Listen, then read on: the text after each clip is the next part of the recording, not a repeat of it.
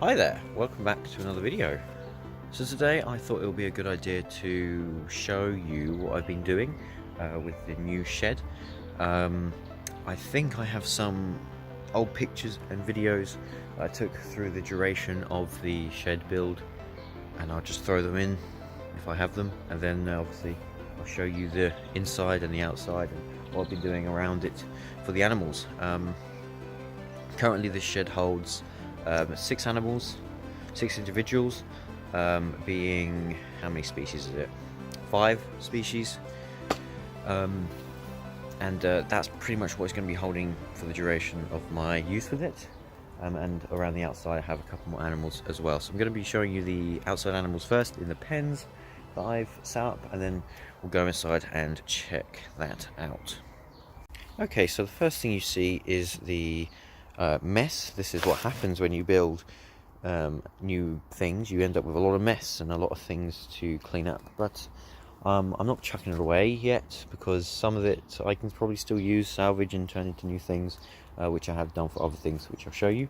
But here we have a couple of pens.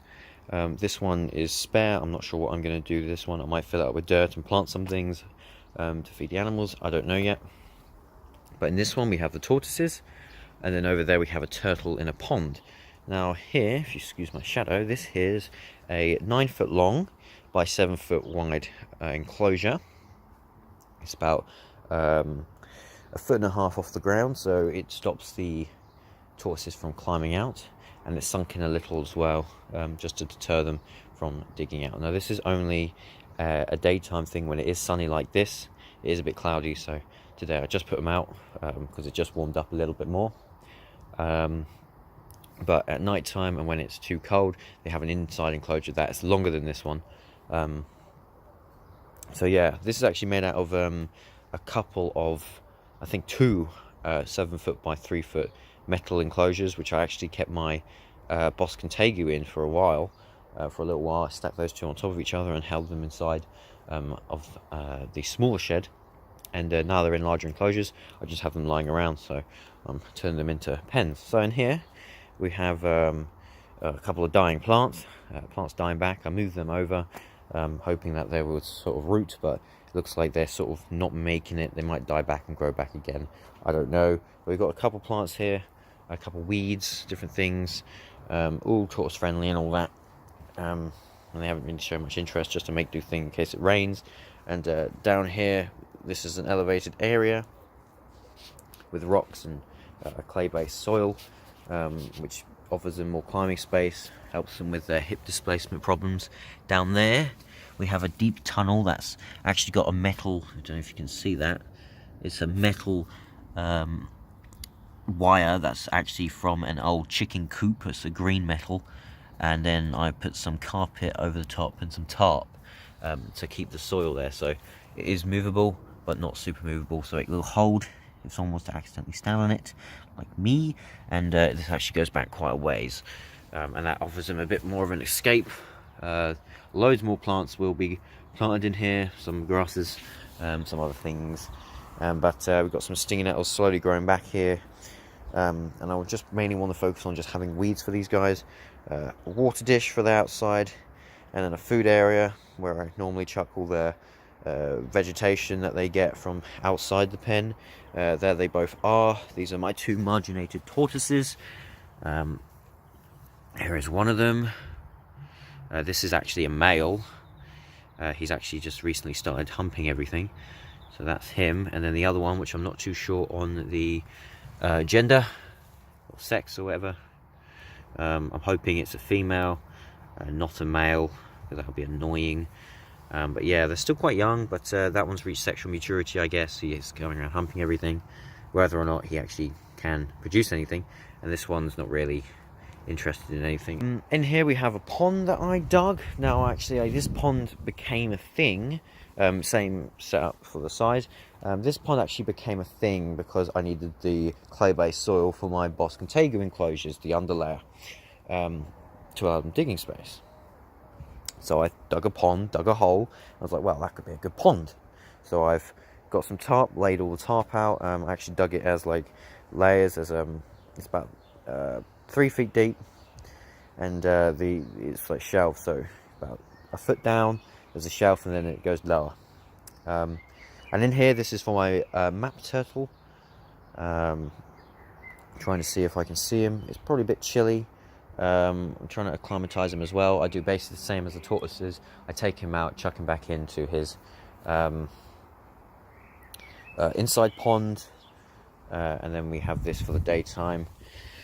But this is nowhere near done. As you can see, you can still see the type and everything. When I get some either gravel or bark, I'm going to lay the pathway through here and then lay it around here to stop this. But a lot of this is like lower banks and rocks and things that are laid down so he can climb out to bask. He is a male. Normally he's in the water or like sunbathing around this area here, soaking up the sun, which has disappeared behind a big cloud right now, but when it does shine, it shines pretty bright. So, you know, I'm fine with him being quite secretive.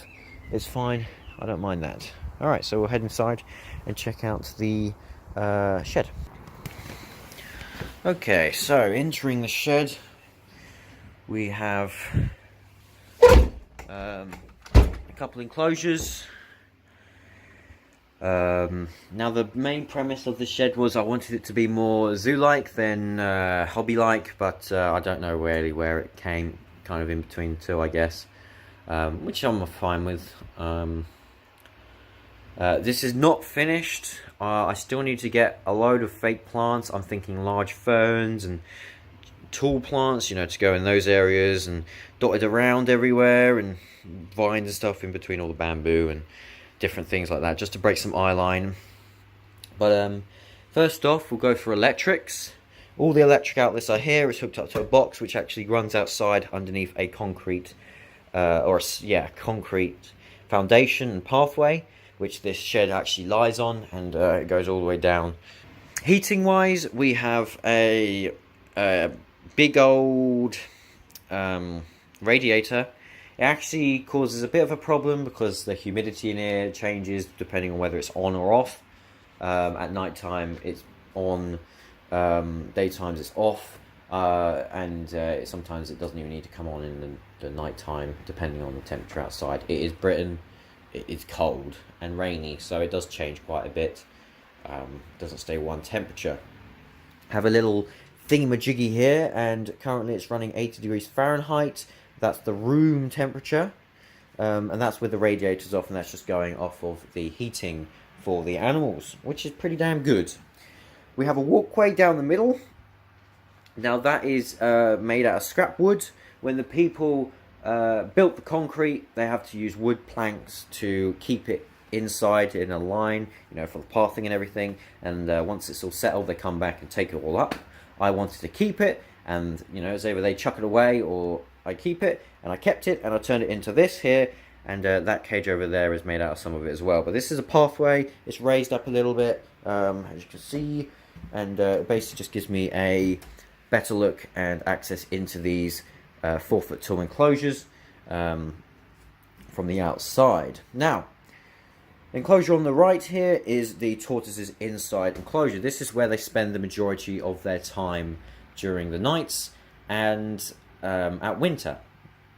Now you got to forgive me, it is a bit dirty, I guess. It doesn't look the best right now, but that's because eucalyptus is dying. That one over there is dead. That one there is kind of coming back, but we'll see. I want to replace those every once in a while with either some herbs or maybe mint or something. I don't know. It's quite warm in here, so certain plants might not do too well. It is run off of a what are they called? A power sun bulb, I think it is. It's the UVA and UVB heat sources. Not the best UV bulbs. I prefer T5s, but that will do for the tortoises while they're in these instead of going outside. And of course, I feed them next to that bulb, so they are underneath it at least sometime during the day. And I'll go over here. Over here we have a cold python enclosure that is not completely done yet. This is literally a scrap enclosure. This pretty much cost me nothing to build.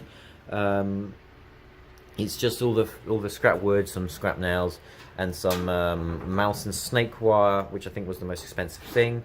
Everything else was scrap. This is actually a salvaged door from a previous enclosure that was actually once a wardrobe as well. It's got a big glass there, and it's basically just metal. It's 4 foot long, 3 foot deep by 6 foot high. That is the inside measurements, not the outside measurements. So that is how much the snake has inside to move. I'm not actually sure on the outside measurements because it is quite thick wood. Substrate, we have just some a mixture of soils and cypress mulch. It's actually kind of a pain to do, but he doesn't really go down there much, mainly just to explore at night time. But he seems to not mind it too bad. He's got a couple climbing posts to get up to his basking spot platform, which he likes quite a bit. There he is. He's a carp python. I want to get loads of fake plants in here as well, coming up to about the platform level so he can hide and rummage around. I come in here at night time. He's moving all over the enclosure, so he does use it quite a bit. Yeah. Got some fake bamboo. A snake hook, because he's a bit of a bitey one. And then in here we have the Tegus Enclosure. It's a bit grubby. He did do a poo earlier and I had to clean that out, but it still smells a little. But yeah, there he is. This is an 8 foot long by 4 foot wide enclosure, inside measurements, running off of a T5 UVB bulb, Arcadia strip, and then 3 heat bulbs, 2 being 75 watt halogen spot bulbs, and the middle one being a ceramic heat emitter, which stays on at night time when it's a cold night, just to make sure that he doesn't get too freezing. He can just jump up there at night and bask. Yeah, got a water dish, a bit grubby right now. I did replace it today, just kicks everything in it, and loads of different logs, white wood and all sorts of soft woods and things for him to tear apart. I sprinkle a couple superworms and things over it, kept him busy, and then I hide down there. It's got quite a deep substrate. I mean, this is a 4 foot tall cage. This comes up to about the same as the pathway, so it's not as deep as I want it to be, but it's deep enough for now. The substrate is a mix of peat moss, clay from outside, and then some other things like bark and cypress mulch and other bits and pieces, stones and stuff, and that helps him dig it out quite a bit. He does dig it out. There was actually him digging, and he dig out a big pit where that lies. It's difficult to gauge on camera, but that's him. Pain in the ass to give enrichment, but somehow I do it. All sorts of things, change out the wood and everything, and different feedings and other things like that. Down here we have another enclosure. This is also not done. As you can see there's a dual T5 UVB strip battery pack or power pack or something. I need to still set up the UVB across there for this one, but it will be done. It's for my blue-tongue skink. She's back there. That's Bindi. She's the one that suffered the burn years ago, and it's sort of healed over time. But yeah, this is slightly larger than a 4x2. The only really benefit is that it's taller, and it looks a bit more natural. It was just a bit more space here that I just felt like I had to feel. It was very open. I could have put doors in thinking about it, but now I like this more.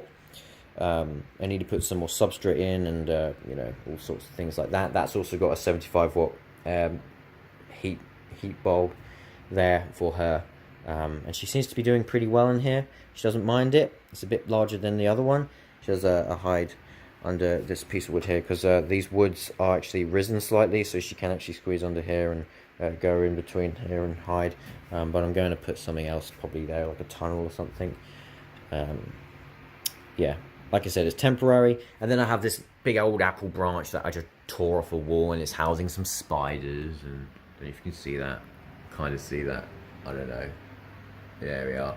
And I have just the snake sheds drooped over just to make it that bit more natural looking, I guess. I had some fake plants in the post coming that I could droop over, but they never arrived, so I keep forgetting to message them asking for a refund because they never came. But I don't know. Yeah, so that's that there. And then the final animal in this room is another 8x4 enclosure housing my Bosk monitor. In here, there he is. He's a big boy.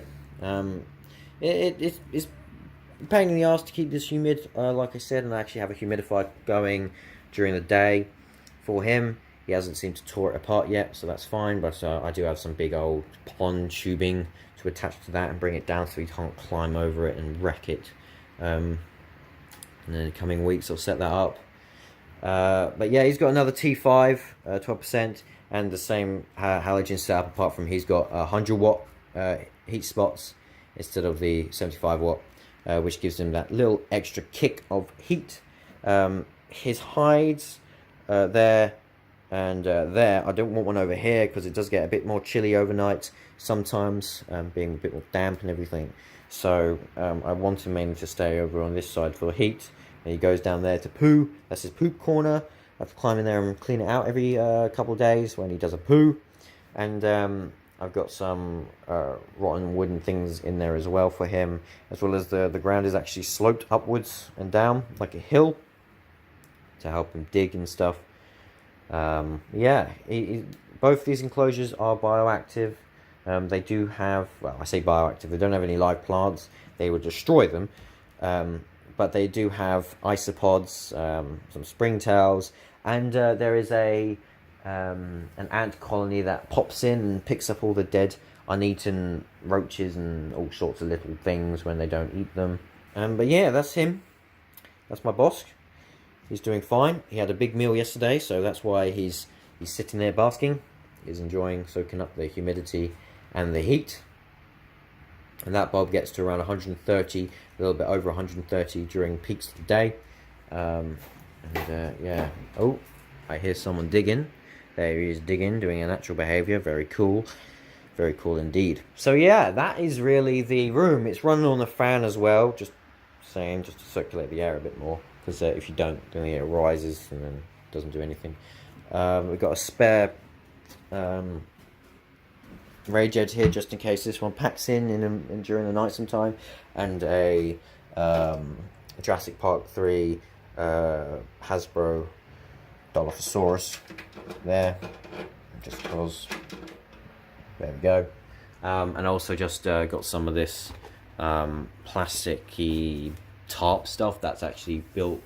The roof is actually made out of this stuff to waterproof it. I stapled it in and then nailed it to the top of this wall, and it just keeps in the heat a bit more. It's got a bit of gaps and stuff because it doesn't always settle properly, but to be honest, it does work. It stops the draft coming in and stops the heat from getting out too much. You know, it's alright. It'll do. And yeah, so hopefully you found this video okay. It's not the longest, it's quite long. It's not the best video. Yeah, it's you know, it's just a work in progress. So if you enjoyed it, then you know, great. If you notice anything that any good ideas, any ideas of what things I should pop up around, I was thinking maybe some camo or something, I don't know, some vines or fake vines and stuff dotted around. That might be something to do, but I don't know. If you've got any ideas, then there you go. Comment down below those.